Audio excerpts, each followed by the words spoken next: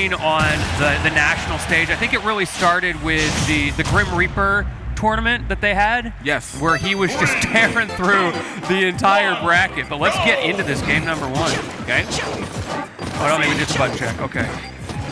Oh, no, I think this might be the match. This is the weirdest neutral I've ever seen in my life. They both got the gamer lean. I think this is the actual match itself. First hit double edge, or not double edge, excuse me, dancing blade.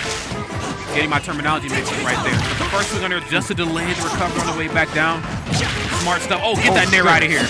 You need a real sword. He's 3 for 4 with tippers right now, by the way. That's crazy. Oh, 4 for 5. Uh-oh. Okay, no delay right there.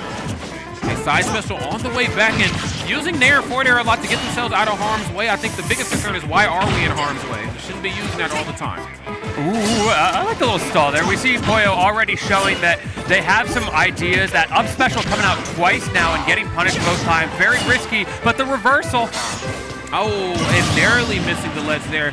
I do like that risky option. Again, I'm floating out here by my opponent. Why not try to go for something? We see that ideology utilized more in doubles when players just kind of floating out there. Yes. Somebody will make that first attempt, but little misposition there, cost him the stock. That's okay.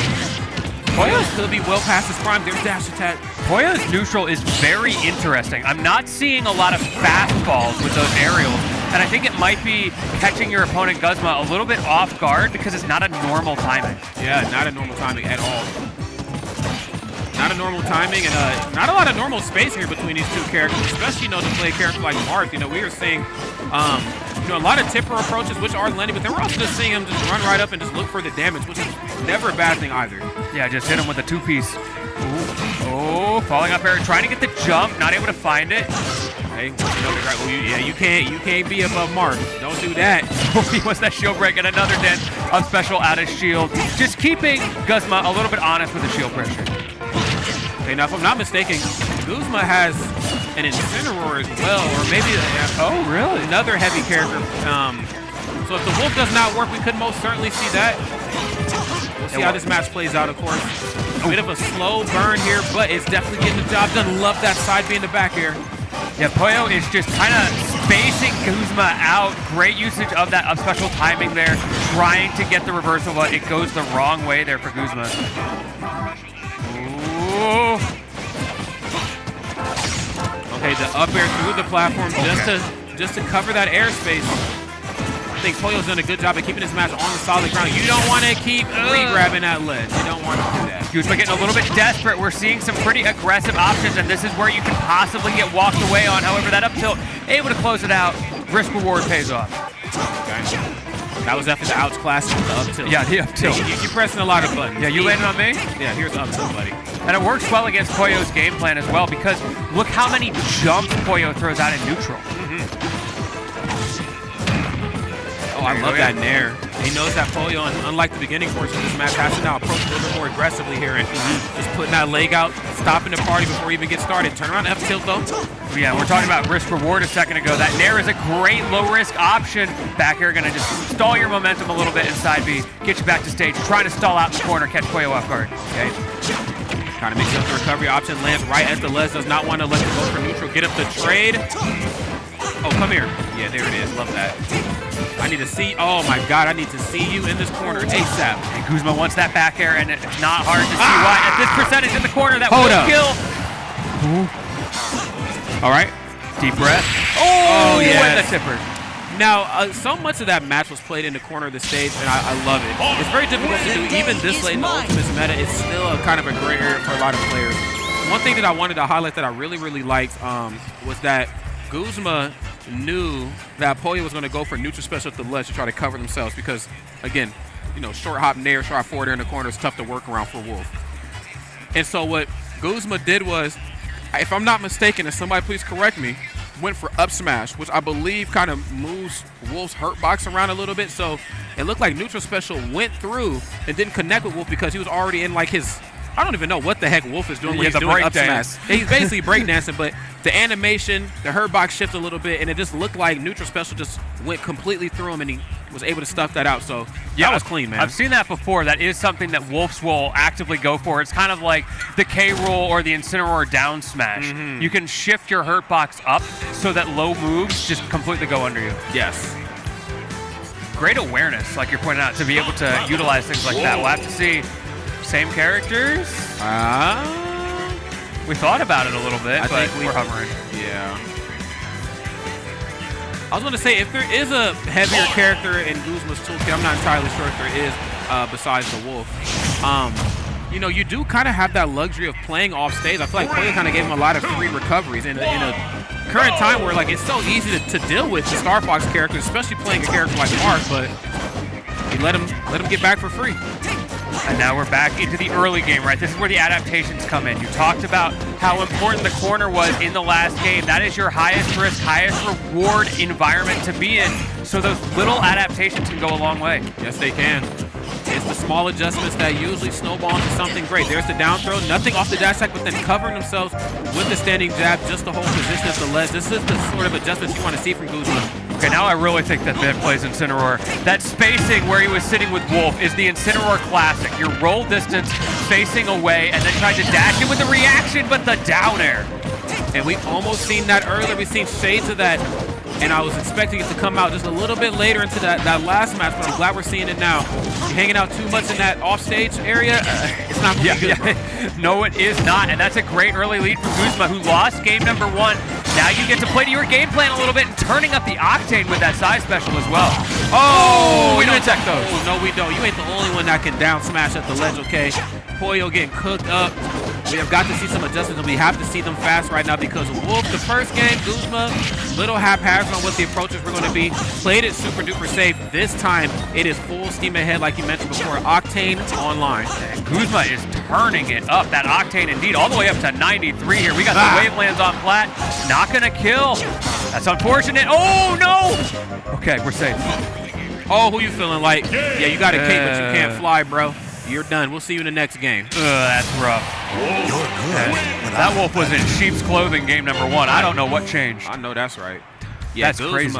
Guzma was cooking. I don't know where this was in game number 1, but shout out to everybody out there in the audience, man. There's the legendary fighting game extraordinaire Punked in the front row. Yeah, you can see just how big this venue is. And again, this is only one of 2 floors. They put all the gaming stuff up here, so we have everything close together, which is super cool. And then they've got all sorts of vendors and different companies coming in as well to show off their wares. Very cool. I saw a Boston Dynamics dog doing a dance. Oh yeah. You know, the great thing about Level Up Expo is that this is not only just an event to be entertained, but it's also an event for education, to learn something new. I mean, even me, like I had a couple actual stops when I got here. Of course, we have to be in the esports area by default. But I checked out Pokemon, I checked out some of the clothing booths, but then there was also other booths. I was like, I don't know anything about this, so I just stayed and listened to the presenters talking. I was like, dang, man, I'm learning so much about these new brands. I need to level up my gaming experience. Yeah, real, and that's exactly what these guys are trying to do. Going to Triplats for game number 3. I always think of Triplats as the confidence pick, right? You have to believe that you can run your game plan harder than your opponent. Oh yeah. It's a testament of strength and more importantly, willpower. Yeah, you be careful. Don't be sorry, be careful. Better be glad that wasn't a tipper. Yeah, forced to drop shield because you're going to get shield poked. And now Pollo very clearly looking for that option. He knows Guzma cannot shoot. Oh yeah. I mean, again, I think in that last game, Guzma just played solo out of shield, just letting Pollo swing aggressively, and then, of course, having that answer back. But, you know, again, if you shield, I have a sword that I like to wield. All right, you're going to be in some trouble. Okay. I feel like Guzma has really figured out Pollo's timing with those missing, I'll say, fastballs. Ooh, nice little dash back shield breaker there. Oh, yeah. But there's not enough mix-up on the timing from Pollo because you're not utilizing that fastball, and Guzma's punishing it really hard. Oh, yeah, 100%. You know, I love the fact that, you know, we see more neutral special come out from, you know, Tom Roy, we've seen a Marth. In doubles, it works really well because you start it in the air, and then by the time you hit the ground, you know, singles is a little different, but... Yeah, hit it from the top rope. Facts. Okay, goes for the up throw. Oh, early air dodge, great situational awareness right there on Pollo, but not good enough. Guzma still has you locked down in this corner. It's crazy how back and forth this set has been. This looks like Pollo's show right now. Guzma trying so hard to close out the stock, but is struggling at the moment. Still locked in the corner, though. You gotta be careful, too, because even when you're on the offense, just in terms of your positioning, neutral special is a thing, and it will eat that shield up. this is a bit of a Wolf classic, right? If you can't find that stray back air or sometimes up tilt, you can just live forever. Forward air sends you nowhere. Yeah, forward air would have killed you in Brawl. Right here, though, different story. Yeah, not so much. For that double jump, that was risky, but the up tilt caught him jumping again. That was risky, but fortune certainly favors the bold. Smart stuff right there to understand that the delay on the way back down with that first swing of dancing blade. I keep wanting to say double edge. Every time I see one, I say the other one. Exactly. But for double edge dance, was able to get right up underneath it, and like you said, kind of scout out with that up tilt. There's Nair. Yeah, get off me, bro. I do like that Nair timing as well. The fastball just tripping up Pollo a little bit. F-tilt gonna lock you in the corner. This has been where Guzma thrives. Again, that landing Nair timing is catching Pollo off guard, getting Guzma out of the corner, but Pollo is doing a good job of rinse and repeating. It has been very comfortable in center stage this game. Oh, yeah. That's the Smash Ultimate Classic. Look, there's two characters that can get away with F-Smash at the ledge like that after all these years, and it's Ivysaur and it's Wolf O'Donnell, okay? Oh, yes, sir. And that is such a huge momentum shift. Pollo had the advantage. He had the percent lead, but now we might be seeing flashes of game number 2. Get that down air out of here. Yeah, that downer was some number 2 for sure. That was some boo-boo. He wanted it. That's right, but Guzma right now still in firm control, and I'm loving these adjustments nonetheless. Dash attack gets nothing off of it, and the immediate spot dodge to F-tilt. That's the up-close and personal precision you want to see in a match like this. Stalls at the corner, working out well for Pollo, able to get out of there. 131 on this Wolf. Gotta close this out. Need to find those tippers. Now, we talk about the inability to KO sometimes with Wolf at these later percents if you can't find like a stray something. Pollo, Marth might struggle from that, but not in that instance right there. Hold on, PC Chris. We're going to start. we just going to start countering. Let it rip. We're going to start countering on the Star Fox characters. I'm here for it. But you make a good point. They call it Marthritis for a reason. There it is. Everything hurts.